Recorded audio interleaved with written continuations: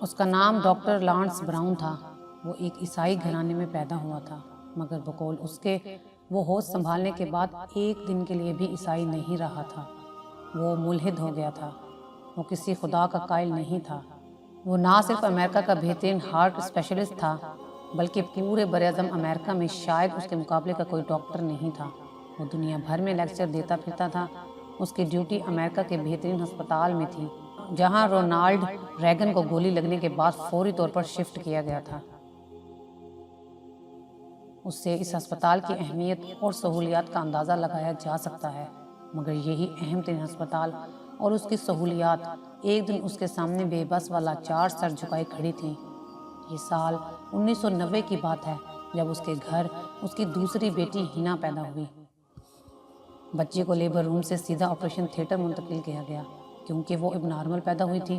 اس کی ایک آرٹری میں نقص تھا، جس کی وجہ سے اس کے بدن کو آکسیجن ملا خون نہیں مل رہا تھا، اور وہ سر سے پاؤں کے انگوٹھے تک گن میٹل بلو پیدا ہوئی تھی۔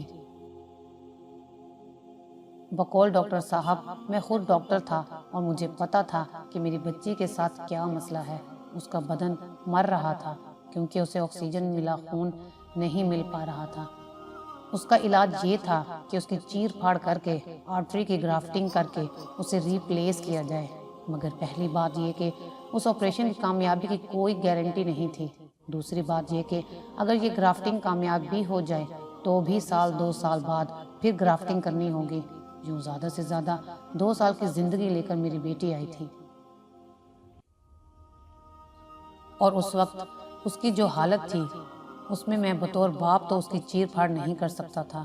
اس کے لیے ایک نہایت لائق ڈاکٹر کی سربراہی میں ایک ٹیم بنا دی گئی، جو اپنا ساز و سامان اکٹھا کرنے میں لگ گئی، اور میں آپریشن تھیٹر کے ساتھ ملحق کمرہ استغاثہ میں چلا گیا۔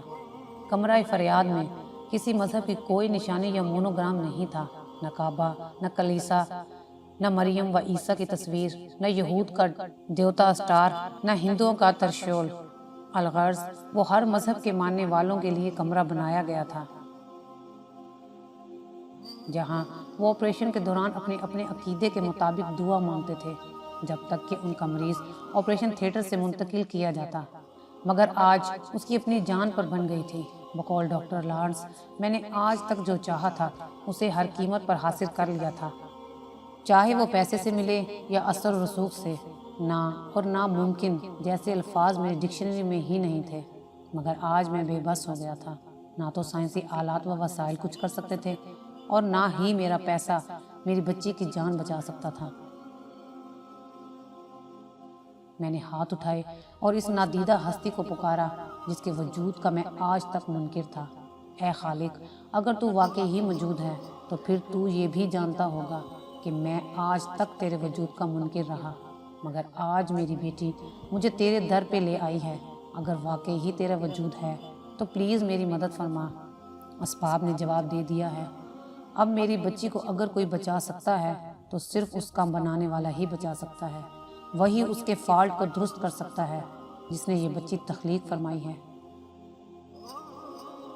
اے خالق، میں سچے دل کے ساتھ تجھ سے وعدہ کرتا ہوں کہ اگر تو میری بچی کا فالٹ درست فرما دے تو میں سارے مذاہب کو اسٹڈی کر کے ان میں سے تیرے پسندیدہ مذہب کو اختیار کر لوں گا، اور ساری زندگی تیرا غلام بن کر رہوں گا۔ یہ میرا اور تیرا عہد ہے۔ میں نے صدقے نیت سے یہ وعدہ کیا اور اٹھ کر آپریشن تھیٹر میں آیا۔ مجھے زیادہ سے زیادہ 15 منٹ لگے ہوں گے، مگر جب میں آپریشن روم میں آیا تو وہاں کی بدلی ہوئی فضا کو میں نے ایک لمحے میں محسوس کر لیا۔ وہاں افراتفری کی بجائے سکون و اطمینان تھا۔ ٹیم کے سربراہ نے سر گھما کر مجھے دیکھا اور بولا، بچی کے آپریشن کی اب کوئی ضرورت نہیں، خون کا دوران درست ہو گیا ہے۔ اور اس دوران خون کے درست ہونے کی جو سائنٹیفک وجوہات وہ بتا رہا تھا، میں نے سر اٹھا کر باقی ٹیم ممبران کی طرف دیکھا۔ میرے سمیت ان میں سے کسی کی آنکھوں یا چہرے پر ان وجوہات پر یقین کا 1% بھی نہیں تھا۔ ہمیں معلوم تھا کہ یہ صرف باتیں ہیں، ان میں حقیقت نام کو نہیں۔ البتہ مجھے پتا تھا کہ میرا ایگریمنٹ خالق کے ساتھ کر لیا گیا ہے، اور آرٹری کی خرابی اسی خالق نے جھٹ سے درست کر دی ہے۔ اس سے پہلے میری پہلی بیٹی کی بار بھی ایک سگنل مجھے خالق کی طرف سے ملا تھا جو مثبت تھا، اسی وجہ سے میں نے اسے معمولی سمجھا۔ میری پہلی بیٹی کرسٹینا نے پیدا ہونے کے بعد اسی دن میرا ہاتھ پکڑ کر اپنی دونوں ٹانگوں پہ کھڑا ہو کر مجھے حیران کر دیا۔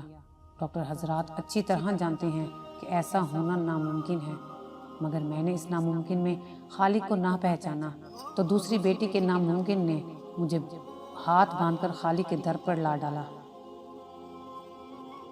2014 میں میری بیٹی نے یونیورسٹی میں داخلہ لے لیا۔ مجھے اپنا معاہدہ بڑی اچھی طرح سے یاد تھا۔ میں نے دنیا کے تمام مذاہب کی کتب کو پڑھنا شروع کیا۔ بدھزم، ہندوازم، عیسائیت اور یہودیت سمیت تمام کتب بھی پڑھیں اور ان کے علماء سے مذاکرے بھی ہوئے، مگر میرے سوالوں کا جواب کسی کے پاس نہیں تھا۔ اسلام میرا آخری آپشن تھا۔ میں نے قرآن کو پڑھنا شروع کیا اور میرے دل و دماغ کے دریچے کھلتے چلے گئے۔ میں نے عیسائیوں اور یہودیوں سے بار بار سوال کیا کہ یحییٰ علیہ السلام اور عیسیٰ علیہ السلام کے ساتھ وہ تیسرا کون ہے جس کی گواہی تورات بھی دیتی ہے اور انجیل بھی دیتی ہے، مگر وہ آئیں بائیں شائیں کرتے تھے۔ قرآن نے مجھے جواب دیا کہ وہ تیسری ہستی محمد رسول صلی اللہ علیہ وآلہ وسلم کی ہے، اور میں مکمل طور پر دائرہ اسلام میں داخل ہو گیا۔ سبحان اللہ۔